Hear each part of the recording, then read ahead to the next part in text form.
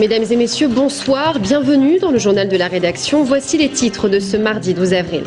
Les derniers événements de la centrale nucléaire de Fukushima relancent le débat sur le nucléaire à Orléans, où l'autorité de sûreté nucléaire a organisé une conférence de presse aujourd'hui pour dresser un bilan de l'année 2010 sur les centrales de la région, dont celle de Chinon, véritable mauvais élève.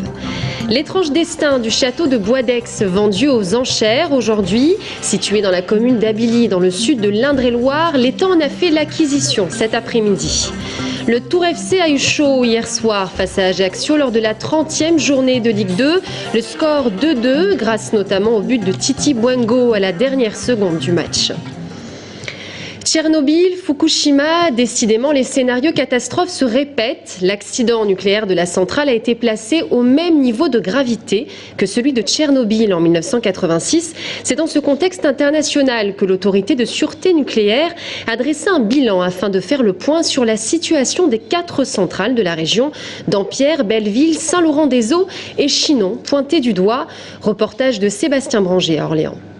Le bilan 2010 de la sûreté nucléaire en région centre a des allures de bulletin de notes très moyen.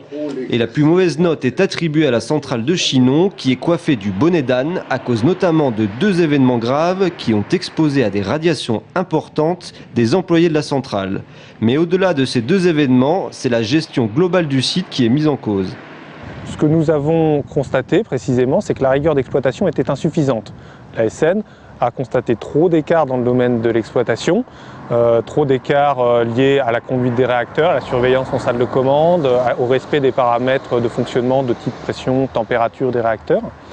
Nous avons également à la SN estimé que le processus des essais périodiques, donc la planification de ces essais, leur suivi, leur réalisation, présentait des lacunes. Plus que des lacunes, l'ennemi le plus dangereux de la sûreté nucléaire, c'est la routine qui s'installe et fait oublier les précautions nécessaires sur ce type de site industriel sensible. La routine est quelque chose qui se fait tout simplement au fil du jour. Simplement, l'autorité de sûreté nucléaire a constaté que les 2 grands incidents préalables à Fukushima, à savoir Tchernobyl et Three Mile Island aux États-Unis, sont des incidents liés à des erreurs humaines. Notre souci est de limiter, d'avoir en permanence une démarche de qualité pour que ces erreurs humaines n'arrivent pas. Ça s'appuie donc à la fois sur de la formation, sur le respect des procédures et une sensibilisation de tous les instants. En 2010, la centrale de Chinon a connu 32 inspections, soit presque le double de ses voisines. Un plan de rigueur a ainsi été mis en place. Dans 9 mois, l'ASN fera un point sur la situation. À Tournord, les tout-petits de la maternelle Croix-Pasquier conserveront leur classe finalement.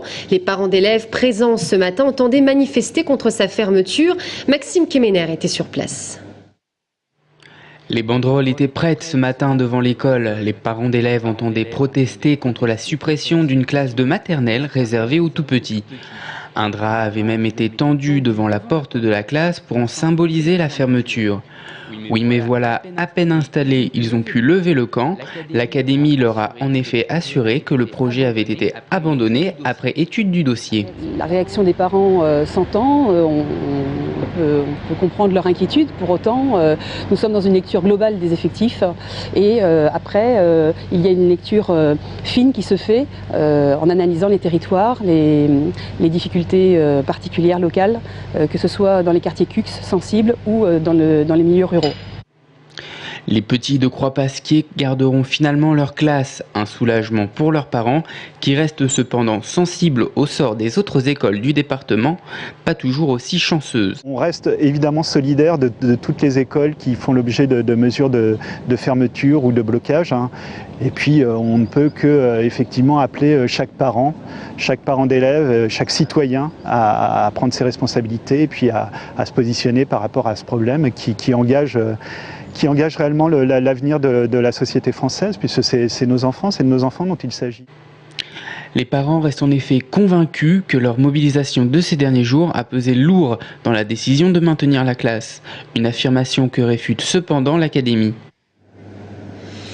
Il n'y aura pas de flash mob samedi après-midi dans les rues de Tours. Le flash mob a finalement été annulé pour des impératifs de sécurité. Traditionnellement, l'événement qui dure 2 minutes aurait duré 2 heures en comptant la prestation de la chanteuse Alexandra Stan. Selon le commissaire Olivier Le Gouestre, directeur départemental de la sécurité publique, l'événement aurait réquisitionné un arsenal de sécurité trop lourd à mettre en place. Un château mis aux enchères au tribunal de Tours aujourd'hui pour la somme de 2,2 millions d'euros. Le château du Bois d'Aix, situé à Abilly, dans le sud d'Indre-et-Loire, n'a pas trouvé d'acheteur. C'est finalement l'État qui a décidé d'acquérir le bien. Florent Carrière. Le château aurait pourtant pu trouver acquéreur. Une magnifique demeure du début 20e à seulement 2,2 millions d'euros. Située au lieu-dit château du Bois d'Aix, entre Descartes et Abilly, elle comprend une trentaine de pièces, une piscine, un jacuzzi, hammam sauna et un grand parc dans lequel des dépendances viennent agrémenter le paysage. Si quelques étrangers s'étaient montrés intéressés, notamment un Mexicain, aujourd'hui au tribunal, personne pour l'acheter. C'est donc l'État qui en hérite via le Trésor public. Des biens de cette importance, je pense qu'il n'y en a pas eu dans les 15 ou 20 dernières années. Ce sont quand même des biens qui sortent du commun. Le Trésor public, qui n'a pas souhaité que le dossier soit annulé, a accepté d'être adjudicataire, donc par le biais de l'État et le service des domaines, qui ensuite décideront ce qu'ils doivent faire de ce bien. C'est un autre problème. Que va donc faire l'État avec cette nouvelle propriété ? Très certainement la revendre pour rembourser le Trésor public et les autres créanciers. Car si ce château s'est retrouvé aux enchères, c'est que son propriétaire a contracté des dettes environ 2 millions d'euros. L'homme détient en effet une société civile immobilière basée en région parisienne. Sa société lui avait permis d'acheter le château. Mais voilà que celle-ci fut condamnée au tribunal de grande instance il y a peu. Une condamnation qui a donc permis la saisie du château. Aujourd'hui, la demeure devient donc propriété étatique en attendant un possible repreneur dans le cas où le bien serait remis sur le marché. Les arbres du Sanitas auront finalement été coupés ce matin très tôt. La police est intervenue dans le quartier, non pas sans violence, selon le collectif contre l'abattage de ces arbres. Les manifestants se sont d'ailleurs déplacés un peu plus loin afin de protéger d'autres arbres situés sur le trajet qu'empruntera le futur tramway. Et justement, les travaux du tramway ne font pas la joie des commerçants sur le boulevard Maginot, où la circulation est de plus en plus difficile. Pourtant, les travaux n'ont pas encore commencé. L'inquiétude se fait en tout cas de plus en plus grande. Florent Carrière. L'avenue Maginot fermée, encore une galère pour les automobilistes dans l'agglomération tourangelle et des clients qui désertent les magasins. Pourtant, depuis une semaine, pas une pelleteuse à l'horizon, de quoi faire enrager les commerçants, comme cette boulangère qui note scrupuleusement l'avancée des travaux. Nos clients ne peuvent pas accéder à notre magasin, ils ne peuvent plus remonter de l'avenue de la Tranchée jusqu'à nous et ils ne peuvent pas venir de la route du Mans non plus. Je voudrais qu'on m'explique pour quelles raisons aujourd'hui cette avenue est bouchée alors qu'il n'y a aucun travaux. Je dirais que pour l'instant je n'ai pas chiffré la perte de chiffre d'affaires, mais je chiffre les sacs de pain qui me restent le soir et les gâteaux que je dois jeter. Et ça commence à être inquiétant puisque ça représente un peu plus de la moitié de la production. Une voie de circulation fermée, c'est donc un avant-goût des travaux du tram. Une douloureuse qui pour une fois sera supportée par ces commerçants qui réalisent une part de leur chiffre d'affaires grâce à la clientèle de passage. Moins 20, moins 30, moins 40% de chiffre d'affaires. Chacun y va de ses pronostics. Je l'ai évalué, à mon avis, aux alentours de 15 à 20%. Je pense que ça va s'osciller dans ces eaux-là, sachant que bon, on fait des plaques auto, des plaques de scooter ou même des clés. Donc forcément, si les gens ne peuvent pas stationner proche du magasin, ils ont un peu plus de mal à venir vers le commerçant. Et le plus dur, c'est que certains commerçants se sont installés il y a seulement quelques mois. Il y a les locaux à rembourser, mais aussi les difficultés administratives pour monter son dossier en vue de la commission d'indemnisation. Les échos d'autres collègues commerçants qui viennent de s'installer, avenue de la Tranchée par exemple, et les difficultés sont là parce qu'il faut prouver 3 ans de chiffre d'affaires. Donc on vient de reprendre l'affaire, on n'a pas tous les arriérés des précédents, on est parti sur une autre dynamique, l'affaire marchait bien au début de notre activité, donc maintenant ça va être plus compliqué. Ouais. Si sur cette portion de l'avenue Maginot, la circulation doit se faire en sens unique jusqu'à la mi-juillet, les travaux de dévoiement des réseaux ne doivent, eux, débuter qu'à la mi-mai. Coupe de France, le Tour Volleyball rencontre Poitiers ce soir en quart de finale sur les terres poitevines. Une rencontre importante en cas de qualification. Tour disputera le Final Four à Paris ce week-end. En sport, toujours, le Tour FC a évité le pire hier soir. Un match difficile pour les Tourangeaux dans le cadre de cette 30e journée de Ligue 2. Un but de Titi Bouingo à la toute dernière seconde du match qui a mené à égaliser le score 2-2. Ils sont donc 6e au classement à 3 places du podium. Sébastien Germain. Le TFC rentre bien dans son match et dès la 14e minute, Diego, lancé en profondeur par Onyangue, centre parfaitement pour Song, seul au second poteau. Mais le Coréen trouve le moyen de tirer à côté.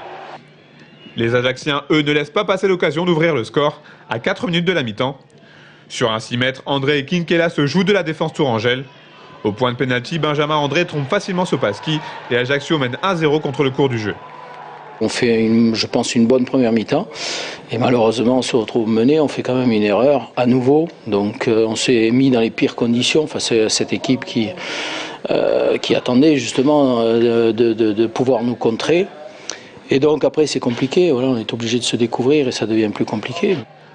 En seconde période, Daniel Sanchez fait rentrer du 109 à l'heure de jeu avec les entrées de Cardier et Bouingo, de retour après 4 mois d'absence. Un coaching qui va s'avérer payant dans 10 dernières minutes complètement folles. À la 83e minute, sur un coup franc de Diego, Romain Sartre égalise et ouvre son compteur-but avec le TFC. Sur l'engagement, Diego, victime de nombreuses fautes tout le long du match, met une manchette à Lipini. Et l'arbitre sort le rouge sans hésiter. On entre dans le temps additionnel lorsque Kinkela croit offrir la victoire aux insulaires sur cette belle frappe enroulée. Mais les Tourangeaux ne lâchent rien. Et sur un ultime long ballon, André Titi Bouingo, en renard des surfaces qu'il est, remet les deux équipes à égalité à la suite d'une action très confuse. Au dernier moment, je vois le ballon et je tacle quoi. Parce que je voulais à tout prix le tirer, mais je le trouvais pas au départ. Et je frappe et je le vois aller doucement. Et je me dis, ils vont la sortir du but et il se gêne et il n'y a personne qui la touche quoi. Finalement, on est mené 2-1, on revient in extremis, donc disons qu'on a sauvé l'essentiel, mais on n'a pas fait une bonne affaire ce soir. Grâce à ce point du match nul obtenu à l'arraché, le TFC se replace en 6e position au classement, à seulement 3 points du podium.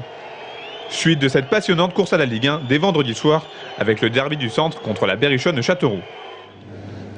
Fin de cette édition, merci de nous avoir suivis. Quel avenir pour la Côte d'Ivoire après l'arrestation hier soir de Laurent Gbagbo? On en parle dans un instant avec l'invité de notre rédaction, Maître Calixte Emel, avocat au barreau de Tours. À tout de suite.